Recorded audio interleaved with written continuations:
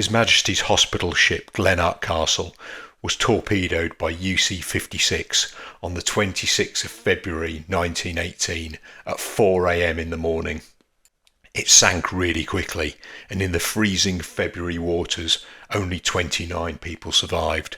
153 died, including the captain, members of the crew, medical orderlies, doctors, and perhaps most famously, 8 female army nurses. Not surprisingly, Allied public opinion was horrified by this incident, and the captain of the UC-56 was arrested after the war, and attempts were made to try him for war crimes. It was a big ship at 6,800 tons and 120 metres long. It now lies in 65 metres of water off the northwest coast of Cornwall, and is a wreck that I've quite fancied doing for ages. It's been dived a lot, but I've always quite fancied it, not least because I think of the notoriety that surrounds it. I finally got my chance in May 2024, and as you can see, conditions proved to be really disappointing. But on a plus side, I found a mug from the Union Castle line, although I had a slightly anxious moment when I found it. So in this video, I'm not going to talk about the full dive because frankly, most of it, the visibility was really poor. So I'm going to highlight some really key points. I'm also going to tell you about that mug and specifically the process which will result in it going on display in the Museum of the Royal Navy in Portsmouth, which I'm super pleased about. The reason we were diving the Glenart Castle is because it was another Gasparados trip and we'd been looking for the Tampa, but we'd had a couple of rubbish previous dives, so we thought we'd do something that was going to be an absolute banker. Fortunately, didn't quite turn out like that. To get there, we dived out of Padstow, which is one of the few ports on the North Cornish coast and not one that we normally use, but it's really well positioned for the Glenart Castle, which is about 35 miles to the north. That's a long way, so it means an early start's always going to happen if you want to hit slack. And as you can see here, it looked like a beautiful, beautiful day. And in fact, it was great when we got out on site as well. Flat calm, well, not quite flat, but certainly pretty calm. And a boat full of divers, all keen as anything to get in the water and get on the wreck. This is Atlantic Diver. Chris Lowe's boat normally operates out of Newquay, but he brought it round to Padstow for us. Team morale was very high. Tell me, Steve, what are you looking forward to most about diving the Glenart Castle? I'm no good at this, I'll never be on telly. Now that's all a good bit of fun and nice bit of laugh before we get in the water. But one of the things I occasionally get asked by people is, how do I feel about visiting wrecks, places where large numbers of people have died? And the bottom line is, to me, it seems no different than visiting other places where large numbers of people have died. So, for instance, I have been to Normandy, I've been to the Somme, I've been to Ypres, I've been to Passchendaele, I've been to places like Bosnia and Serbia and Sarajevo and all these places where lots and lots of people have died and where there are still bodies and where people are still missing and all those kind of things. But also where human activity has still gone on and where people are encouraged to go along and to remember and to pay their respects. And I'll be honest, I don't think diving a shipwreck and bringing the story back to life is any different to that. So the next thing you're going to ask me is obviously about bringing the cup up. And once again, people have really strong views on it, which is absolutely fine. And it's, frankly, it's good that they do. So people will say, well, you should have left that cup on the shipwreck. And I kind of understand why people might feel that way.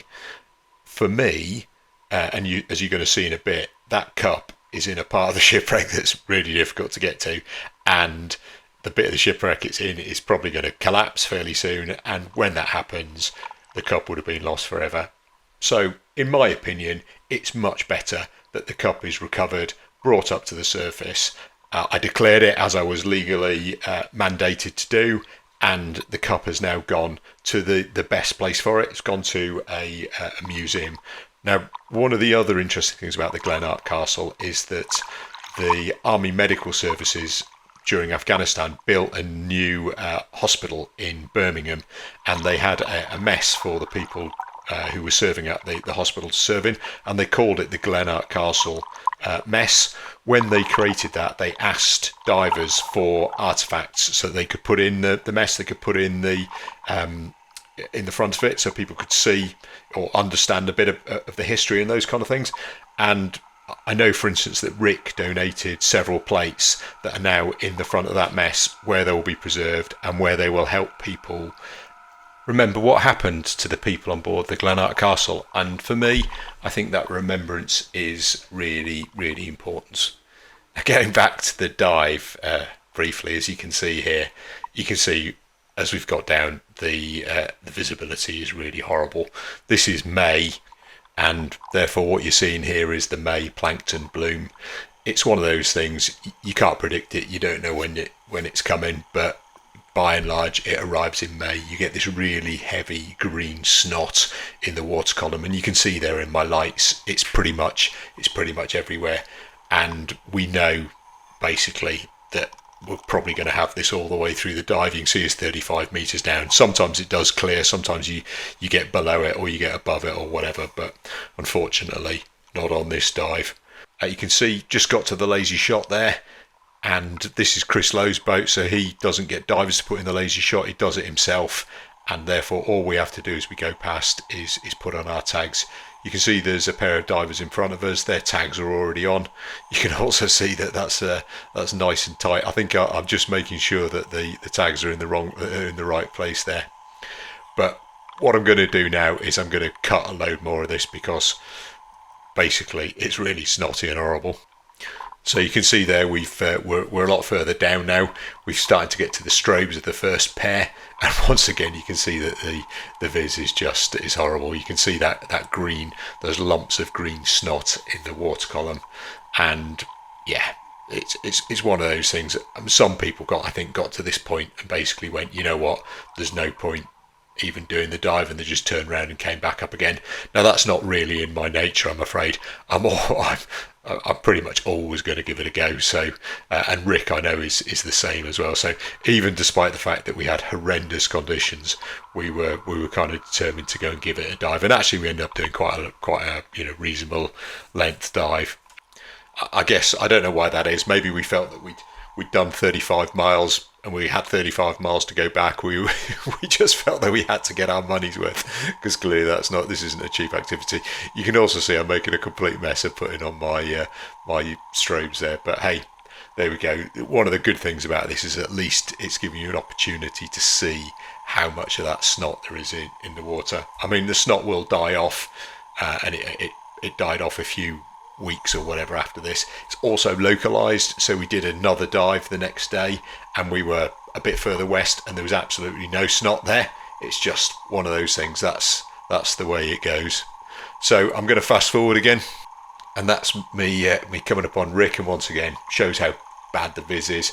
He's getting some strobes on, but we found a bit of wreckage. So the good news is that we're on the wreck. The bad news is we have no idea where we were.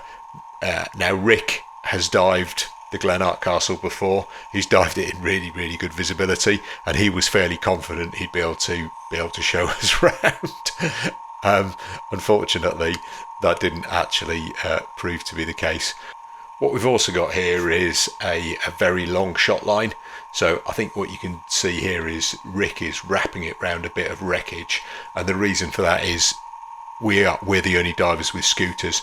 None of the other people have got them, so I think he's just trying to shorten the shot line a bit, just to make it a bit easier for them to get down. There was also a bit of current running, and you can see that in the way that the snot is scudding along the bottom. I've let forward a bit again just to give you a feel for what it was like. You can see we're trying to use our scooters a little bit. You can see there's various bits and pieces. The video lights are doing their level best to kind of illuminate something, but this is only a few meters. And when you've got a ship that is as big as a Glenart Castle, remember 120 meters long, 6,000 tons, obviously it's really broken up and smashed like pretty much everything is around here. So trying to figure out what's going on is a real challenge. You can also see there's kind of ropes and all sorts of bits and pieces. That might be a mast down there, but really difficult trying to put anything into context when you can see so little, unless you hit something like the boilers or the engine or a prop or the bow or the anchors or anything. You just got no idea where you are when conditions are like this. Another question I get asked quite a lot is about lining off, and people ask me how you navigate when the wrecks are so broken and they visibility is bad like this, and why didn't we use distance line and those kind of things. And to be honest, this would probably have been a good dive to use a distance line on. Having said that, as you're going to see in a bit, we find an edge of the wreck which works really well and provides a really good navigation feature, and those strobes, even when the visibility is this bad, are absolutely brilliant. So that's ultimately what got us back home. So I've jumped again, and here you go. You can see, found an edge of the wreck, and don't know which way he goes, so don't know which way he is bow and which way is stern. But a line feature like this is absolutely brilliant, because it means you can just follow it, and as long as you find it, you'll be able to follow it back. Fast forward again, you can see we found somewhere that's got that's a bit lumpier. Not really sure what it is, but there's also some sort of folding Admiralty type anchor there. So that's clearly going to be some sort of spare anchor. Could be the bow, could be the stern. Not really sure. Both locations would typically have those. So looking back at my video, I'm just super impressed with our perseverance, because conditions are properly rubbish. But it's worth it when you see nice little bits and pieces. And you can see here there's some railings. Don't often see them on the shipwrecks that I dive. I think they're generally fairly flimsy, so that they fall prey to corrosion and bad weather and degradation and all those kind of things. And these ones you can see are absolutely covered in life there. So in the right conditions, that would be thoroughly beautiful, and the sort of thing that Rick would take a photo of. You probably noticed he's not taken any on this dive, because nothing's going to come out particularly well. You probably also saw the point of the bow there, and I just dropped off the other side here, and you can see this is actually the bow here. One of the anchors is just to my right hand side. The bow is over on its port side, so I'm just going round the front there. Once again, you see absolutely covered in life, and it's really nice when you get to this point. Having been in the water, as you can see here, 16 minutes. There's another anchor with Rick on it. Just going past it, to actually figure out exactly where you are on a wreck. So that is really nice. There you go. There's me just turning around and having a look at the anchor once again. Loads of life on it, and you can see me talking with Rick there. So we know where we are, which is great. And I'm also pleased that I've been able to show you a recognisable feature of a wreck, or the wreck of the Glenart Castle. So let forward again, and much closer to the shot line here, and you can see there's another diver down there. I've just gone past him. That's James, very recognisable by his red bear, and he decided that the way ahead on this dive was to get some video footage of some small marine critters, and that's his kind of. He does like those much more than the rest of us. I think he'd found a boarfish, which he got very excited about, which is like a super small fish, and that's about as much as I know about them. But anyway, supposedly, I know the other thing I know about them, they're quite rare, and he was super pleased to see them. So that's always nice. In fact, there we go. You can see we're at the shot line. There's a strobe there. You probably saw right at the beginning of the dive, Rick was wrapping the shot line to try and shorten it. We're back at the shot line there. There's a strobe. Now, having been underwater for 20 minutes in rubbish conditions, 65 metres, and back at the shot line, this would have probably been a really good time to sack the dive and to ascend. For whatever reason, I decide that I don't want to do that. I decide that I want to go back to the bow and go and have a bit more of a poke around there. On the way back, I go past James, who's still looking for nudibranchs or boarfish or whatever else it is he's found there. Maybe the pink sea fans or something. Who knows? But anyway, there we go. Head past James in the gloom, which is good, because I'd come back past him when I came back from the bow, so I know by going past him I'm heading in the right direction. So I guess that's good news. So pretty much back at the bow here, and there's Rick, and I think this is Rick telling me that he's decided that actually he has had enough and he's going to go back to the shot line. So he's going to head off. I'm going to stay down here for a bit longer, because I really quite fancy having a poke round inside the bow. I'd seen that it was possible to get inside it a bit when I was here, so I'm just going to go and have a mooch round it. And as you can see, although the snot in the water is quite thick. The actual seabed is not that bad, so there's not like loads of silt. In fact, this area is normally quite sandy, so therefore I'm not really that worried about going into the bow and kicking up vis or whatever. So that's my plan. Now the bow, as we've already seen, is on its port side, so everything's through 90 degrees. I don't think I'm quite in it yet, but I am going to very soon. In fact, there's a pair of bollards off to my right hand side there, so you can see they're at 90 degrees. So this is part of the bow. So what I'm doing is just looking around for that entrance, the bit that I saw that you could swim into, and then I'm just going to kind of swim forward in between the decks. Obviously there, everything is at 90 degrees, and that makes it in some ways a little bit more difficult, in some ways a bit easier. Anyway, this is me going inside now. You can start to see there's bits of the hull and stuff off to the right. There's a load of stuff that's fallen down, bits of walls and partitions and all that sort of stuff. So just having a look around. Probably not ideal to be taking the scooter in with me, but I think at this point, I think it's possible to sort of get out through cracks or maybe through the ceiling, those kind of things. So that's why I've got the scooter with me, because clearly I don't want to leave it, don't want to lose it. And here I am, kind of moving further and further inside the bit of it that is still enclosed. And at this point, I'm really happy because the way out, I know where it is. It's directly behind me. I'm not really going up or going down or left to right. There isn't really that much capacity to do it. But in here, you can start to see, there is something that would have supported the ceiling.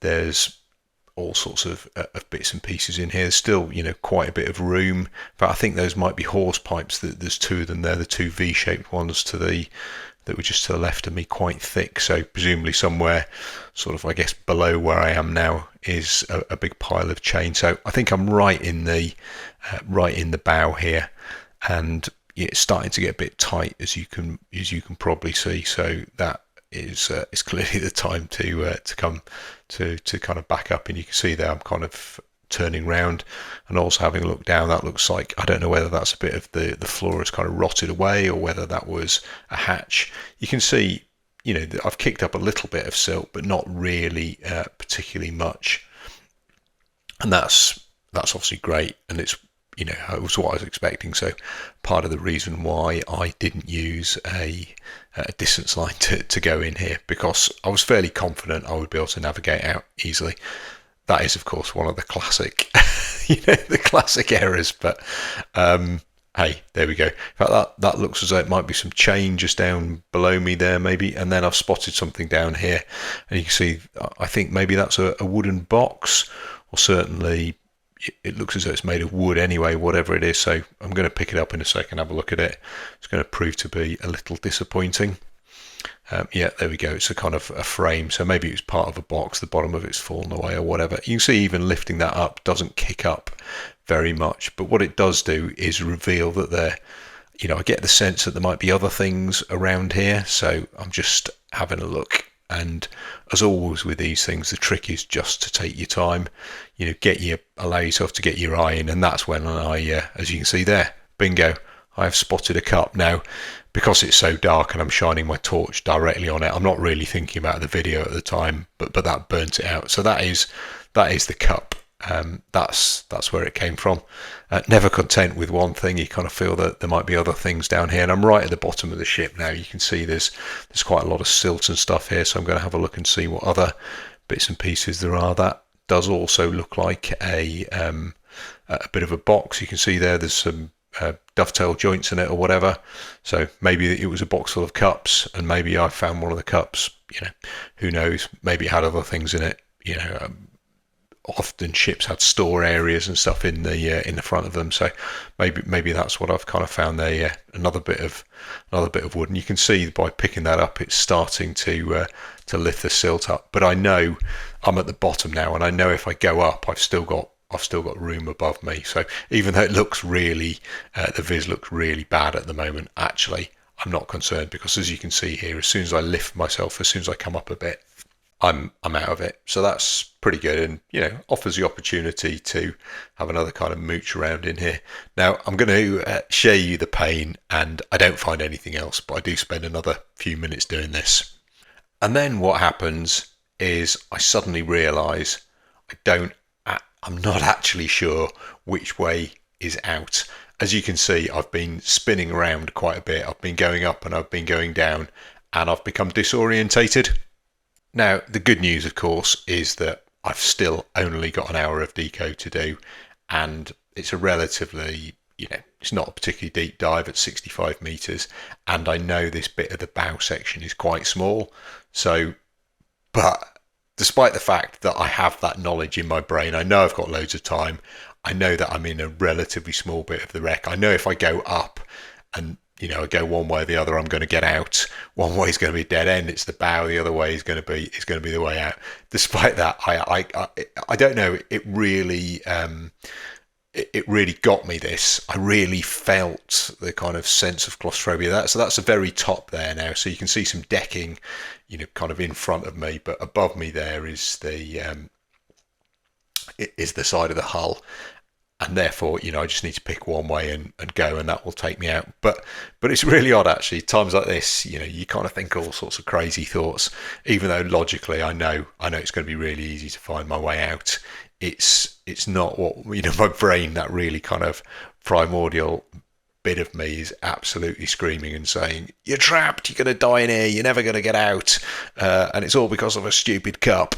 And so that's the emotional part of my brain. The kind of logical part of my brain is saying, now look, all you got to do is just take your time, figure it out. You're in a small area, you've got loads and loads of time, so there's no need to be rushing, no need to be panicking. So I kind of get a grip on myself, and you can see that's kind of what I'm doing here. I'm kind of having a look for looking for ways out and trying to figure out where I'm going. And actually, although I don't realise it, I am out now. So it was a really small piece of wreck that was inside, and not much overhead cover at all. It just felt far worse because of the conditions of visibility, the lack of ambient light, and all those kind of things. So I'm already out, and you see here it's just gone pitch black. And the reason it's pitch black is because I'm putting my torch down, because I'm pointing it away from me, and I'm looking for the strobes. So I know I'm heading back towards a shot line. So I'm just looking for those flashes of light. So I do it a couple more times, and then you can see here, as you can see, I'm in the pitch black, but you can see the flash of the strobes up in front of me. So I know that I'm heading in the right direction, and that is always a great moment. In fact, there might not actually be strobes. This is even better than strobes. It's another diver. So if you find another diver, chances are you're quite close to the shot, or in fact, they'll be able to give you some advice. So I've just asked, that's James, and said, where's the shot? And he saw me kind of using a flashy signal there, and he said it's over in that direction. So there you go. I'm going to head over there. Always a nice thing. And the other thing about finding a diver is, even if he doesn't know where it is as well, or they don't know where it is, the fact is there's two of you, and misery definitely loves company. Anyway, you can see here, that's me getting back to the shot, and therefore this time I definitely am going to go up. You can see from my computer in the left hand side there, it's been about 30 minutes on the bottom. I've got 82 minutes TTS, so that's an hour and 20 or whatever it is. Now, the other thing I guess I should probably cover is what happened to the cup. So, as you've already seen, I submitted the droit, the form, to the receiver of rec, and he went through his process and contacted me about 7 or 8 months later saying, we've tracked down the legal owner of the wreck, which is the Department of Transport. They have awarded you the cup in lieu of salvage, but they've also said, look, would you mind not taking any other stuff off the wreck because of the historical significance and the loss of life and all those kind of things. The final thing he said in there, though, was, if you'd like help finding a museum for this cup, then I'll be willing to help you. Now, this is fairly standard on the the letters that you get from the receiver of rec. But in this particular case, I thought, you know what, that would be a really good thing to do with this cup. So I'm going to take him up on his offer. So I got back in touch with the receiver of rec and said, yeah, let's can you please help me do that? So he went, yeah, no problems. And he took it to the acquisitions board for the Museum of the Royal Navy and got back to me and said, yeah, the Museum of the Royal Navy would be really keen to have it. Are you still happy to give it to them? Which obviously I was, and that's how come I ended up going to the Museum of the Royal Navy in August and meeting one of the curators, handing over the cup, and they, I believe, are putting together a collection of artefacts from significant vessels, and at some point they'll be putting those on display somewhere in the Museum of the Royal Navy. And I have to say, I'm really pleased about that. I think it's an absolutely fantastic outcome, and I hope that this will help people remember the tragedy of the Glenart Castle and the fact that all those people died. Particularly as many of them, their job was to save lives. They were doctors, nurses, medical staff, those kind of things. And I guess a lot of people out there won't know the story of the Glenart Castle. They won't know these things. Hopefully, when this cup is in a museum or when this video is online, people will see it, and it will mean that they know the story and those people haven't been forgotten. Right, leap forward a bit, and here you go. You can see I'm going to be changing the PO2 on my CCR. So that's the handset. It's going to go up to 1.5. It won't change on my Shearwater display on the left-hand side yet, because clearly I need to do that manually. And I think that's going to be the next item on the agenda. There we go. You can see I'm going through the process of it. Changing that underwater. For those of you who haven't used a Shearwater, this is something that I really like about it, how much flexibility you have for doing stuff underwater. So I guess the one thing that I probably need to kind of finish up with is to talk about what happened to the skipper of UC-56. It was a guy called Wilhelm Kaiserwetter. I hope I've pronounced that correctly. The Glenart Castle was the only ship he sunk. And after the war, he was actually interned in the Tower of London, and the plan was to try him for war crimes for the sinking. He was, under the terms of the armistice, he was released and sent back to Germany, and the British government tried to persuade the German government to try him for war crimes, and they decided they didn't want to do that.